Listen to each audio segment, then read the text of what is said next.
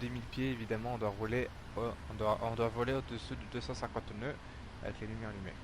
Voilà, ça c'est l'aviation générale, c'est la DGSE, même c'est l'aviation internationale qui demande ça partout dans le monde. Alors, on va me dire, ouais, mais à Quito, ton aéroport il a 8000 pieds, alors tu te fais baisser, parce que tu t'écoles, tu dois direct éteindre, sachant que des fois t'as le QNH qui est gros bâtard qui va te mettre à 10-24, donc il va dire qu'il est où, putain, hyper haut, donc tu vas arriver à 9000, 9500 pieds, toi, on va dire.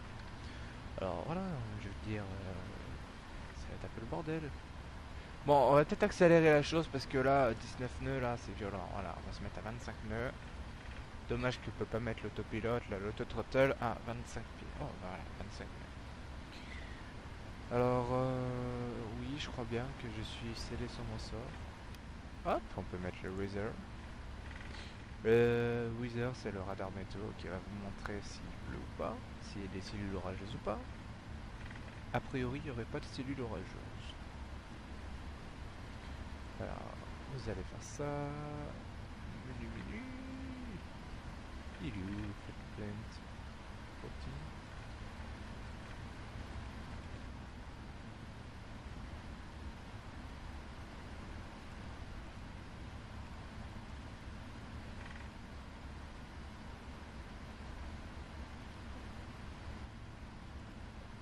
Ah, voilà.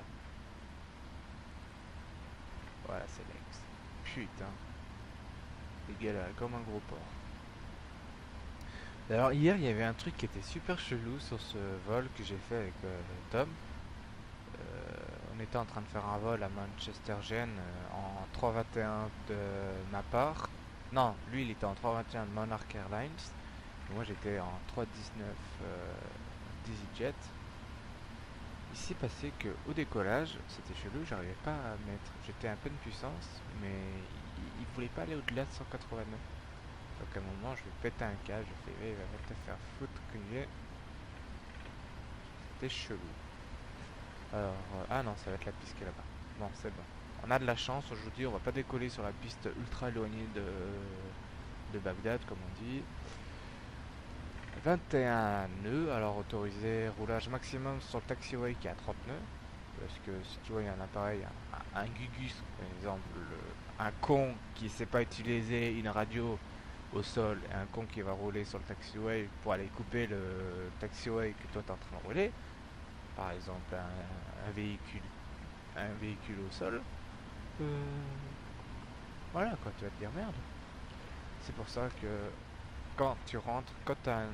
Voilà, je vais vous expliquer. À De Gaulle, comme tous les aéroports internationaux, comme tous les aéroports du monde, moi j'aime bien De Gaulle, ce qui se passe, c'est qu'à De Gaulle, quand tu as quand tu as un trafic au sol, c'est-à-dire que tu es autorisé à rouler sur le taxiway et de temps en temps sur la runways, qui est la piste, et ben ils vont te demander de rentrer une fréquence qui est la fréquence de la tour, qui est, je crois, à...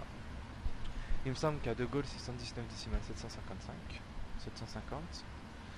Et tu rentres ta fréquence, tu demandes à la tour de contrôle qui t'autorise de rouler sur la piste. Ah oui, je vous dis, tu vas pas ramener ton cul comme ça sur la piste avec ton véhicule du sol. Parce que si t'as un espèce de 380 qui est en course finale qui va devoir rouler dans la seconde, je pense que tu vas te faire souffler direct. Hein. Parce que le machin il va atterrir, t'as tous les moteurs, t'as la puissance des moteurs. Bon, enfin tu vas me dire, ouais, les puissances des moteurs sont au minimum. Oui, mais bon, ça suffira à te faire souffler parce que tu auras toute la turbulence de sillage. Ah oui, un heavy, ouais, bon, vous allez dire, ouais, t'as pas le droit de couper la piste comme ça, il faut que tu demandes l'autorisation à la tour et que tu mettes ton stick à en trafic. On n'est pas sur Ivao. Alors, Ivao, comme certains m'ont dit, ils ne font pas faire de vidéos d'Ivao. On m'a dit ça. Tu te demandes, mais what the fuck? Donc voilà. Voilà, c'est un petit peu chiant le roulage sur Amsterdam. Oui, alors je vais vous dire, je suis à la 614e heure de vol sur KLM virtuel. Je fais souvent des petites captures d'écran pour mettre sur Facebook sur l'espace KLM. Ils ont l'air de bien apprécier que les gens s'intéressent à leur compagnie. Bon, là ces temps-ci j'avais fait des bons atterrissages à 50, 30. Mon meilleur atterrissage était 13 fpm. C'est pas mal. Alors, il est actuellement 9h30 dans le jeu. Je mets toujours un petit peu de temps parce qu'on sait jamais. Moi, FSX a tendance à un petit peu laguer, donc je grappille tout le temps des minutes. 38 pieds. Voilà. Active Sky New Weather Update, décodeur. Oh, 10,04 €. On a monté.